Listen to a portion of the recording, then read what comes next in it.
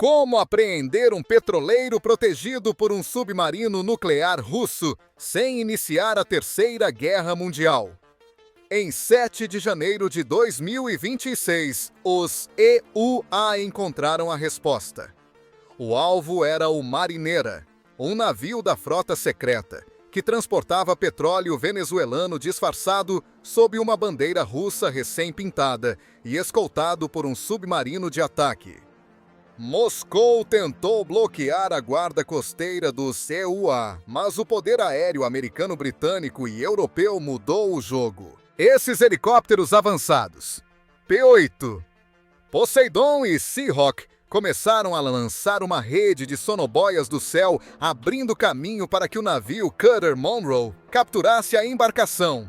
Eis como aconteceu. Na manhã de quarta-feira, 7 de janeiro de 2026, no Atlântico Norte, um jogo de xadrez geopolítico transformou-se em uma operação militar cinética. Os Estados Unidos impondo um rigoroso bloqueio ao petróleo venezuelano em Moscou. Colocaram explicitamente sob sua proteção uma frota secreta. Esta é a primeira parte sobre o que é uma frota paralela. A operação foi o clímax de um impasse de semanas desencadeado pelo novo e agressivo bloqueio total imposto pelo governo americano à Venezuela. O alvo original é este navio, o Belo. Um petroleiro enferrujado de 15 anos, identificado pela inteligência americana como parte da frota paralela. Uma rede de embarcações usadas pela Rússia, Irã e Venezuela para transportar petróleo ilícito e burlar as sanções. Mas qual é o envolvimento da Rússia?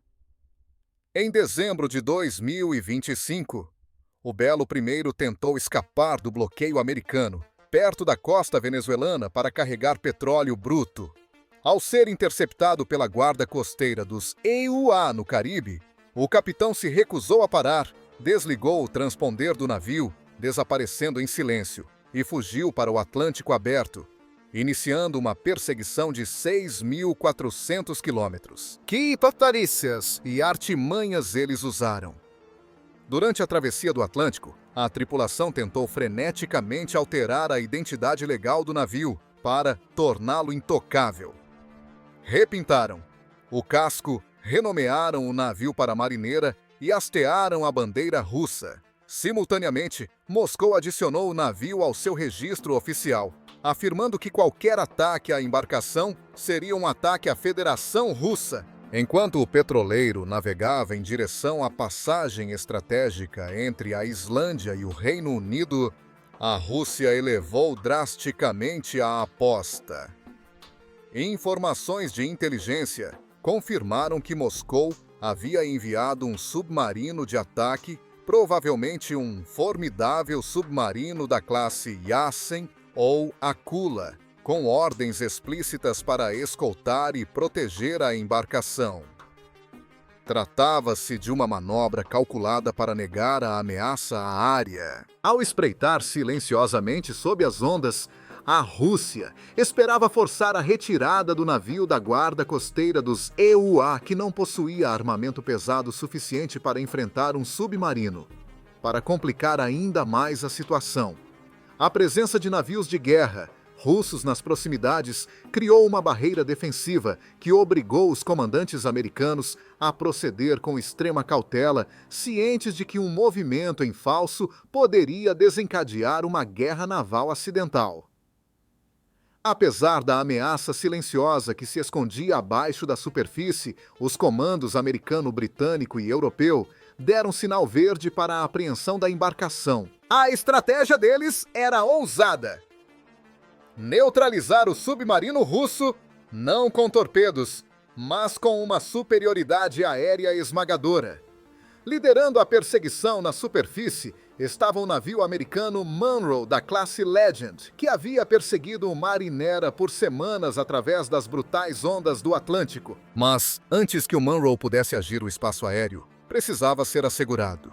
Os aviões de patrulha marítima Poseidon, dos EUA e do Reino Unido, invadiram o setor lançando uma rede de sonoboias para rastrear cada movimento do submarino russo, enquanto os aviões-tanque KC-135 Stratotanker mantinham a rede de vigilância ativa 24 horas por dia, 7 dias por semana. A Força Aérea Real Britânica também se juntou à operação, enviando aeronaves conjuntas privadas para expor completamente as comunicações de Moscou. Ao amanhecer de 7 de janeiro, a armadilha se fechou.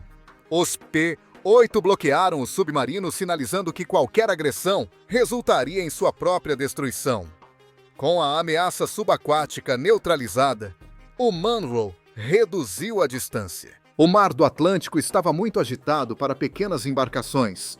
Então, os operadores partiram para a verticalidade. Em um ataque de precisão, equipes de operações especiais desceram rapidamente de helicópteros pairando no ar, diretamente para o convés do petroleiro. Em poucos minutos, eles asseguraram a ponte de comando, desligaram os motores e hastearam a bandeira americana. O Marinera era deles, mas para realmente entender o poder desses helicópteros, Seahawk, e a estratégia que guia a guarda costeira, precisamos voltar nosso olhar para as Forças Armadas dos Estados Unidos. Também veremos como navios de guerra, anfíbios, destroyers e drones MQ-9 Reaper operam de forma coordenada para criar um bloqueio de petróleo e drones próximo à Venezuela. Os navios de guerra e destroyers atuam como centros de comando, lançando plataformas, helicópteros e mísseis superfície para ataques diretos. Enquanto isso, os drones MQ-9 Reaper fornecem vigilância aérea contínua e informações em tempo real, utilizando sensores avançados para localizar e rastrear alvos com grande precisão. Esses drones também podem transportar e lançar mísseis guiados de precisão para atingir embarcações.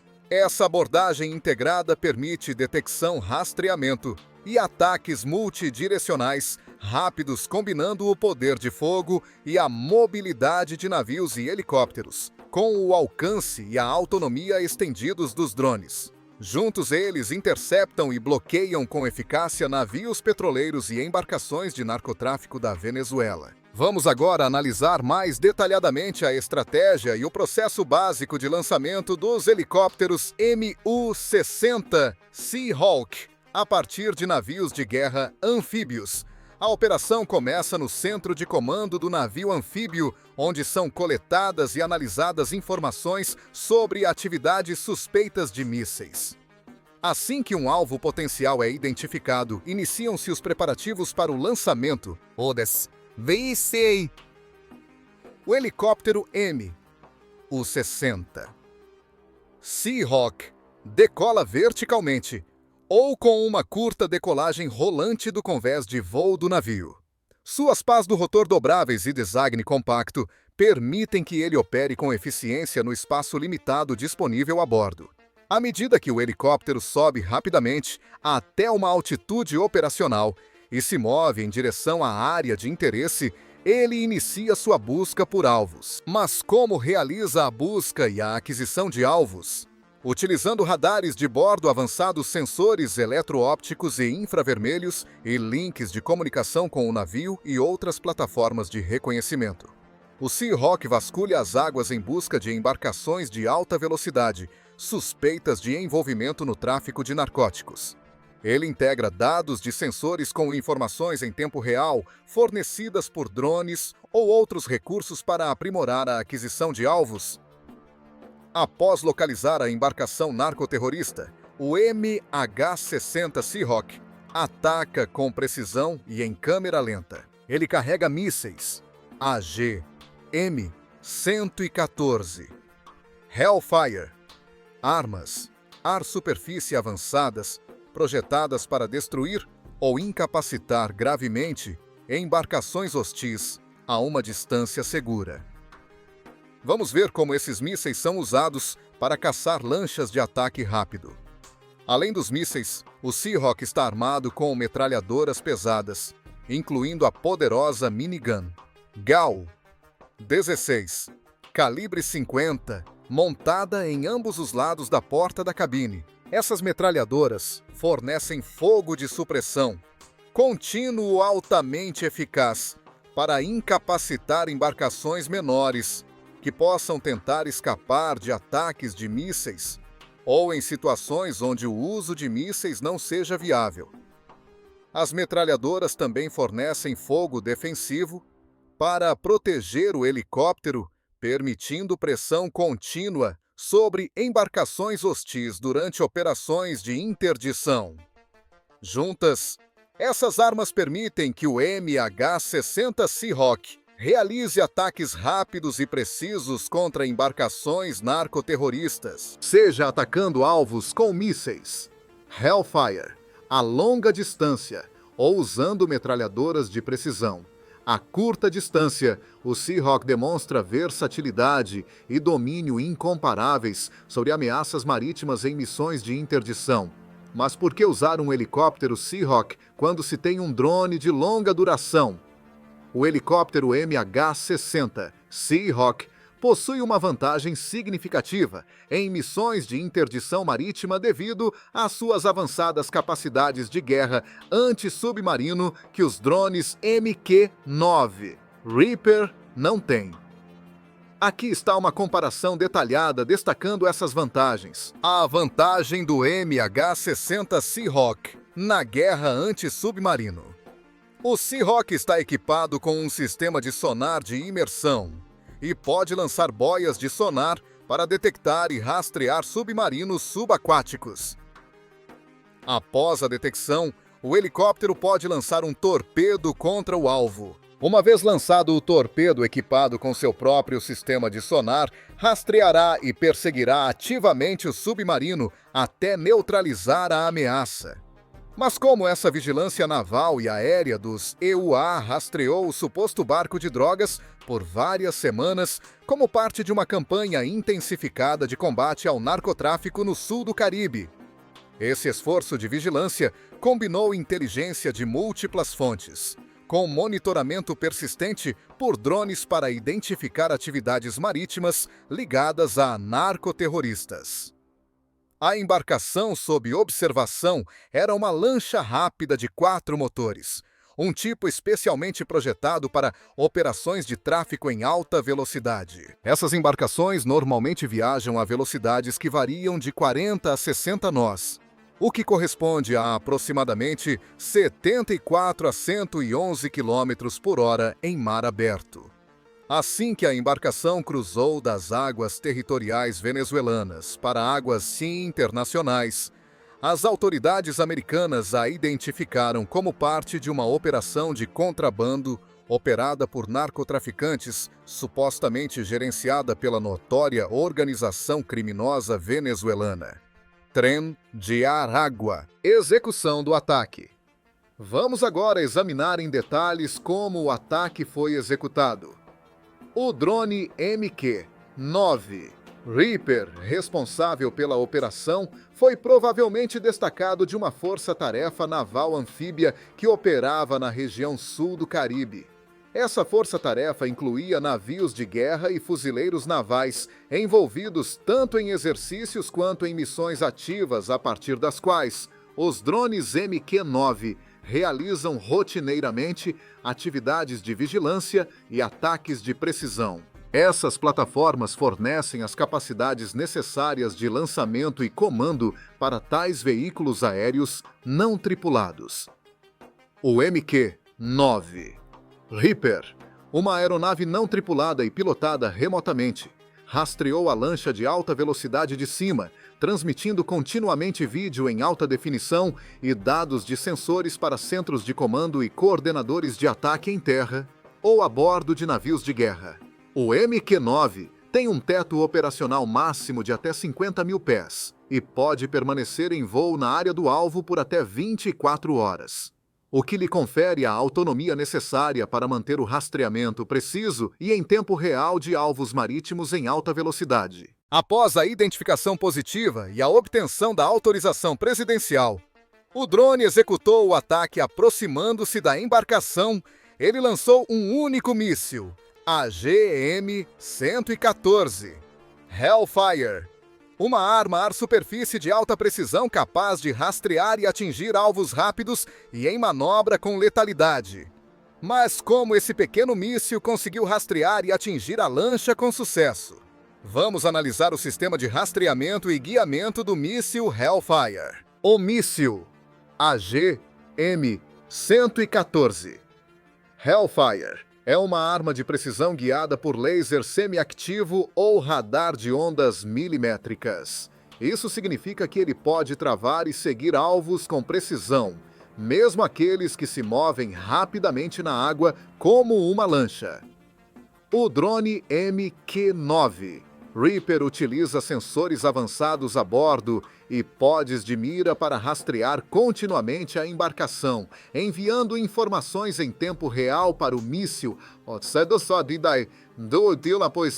após o lançamento. Os sofisticados sistemas do drone conseguem calcular a velocidade, a direção e as manobras da embarcação, permitindo que o sistema de orientação do míssil preveja a posição da embarcação e ajuste sua trajetória de voo para atingir o alvo.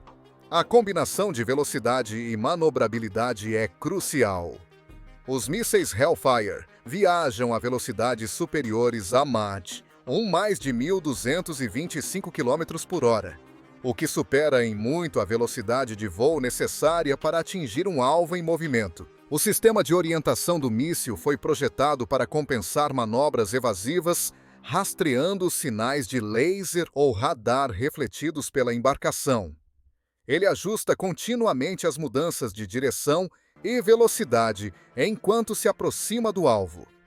Nos momentos finais, o míssil trava no sinal de calor ou laser da embarcação, aumentando consideravelmente a probabilidade de um acerto preciso, mesmo que a embarcação esteja se movendo rapidamente sobre a água. Capacidade combinada de drones e mísseis.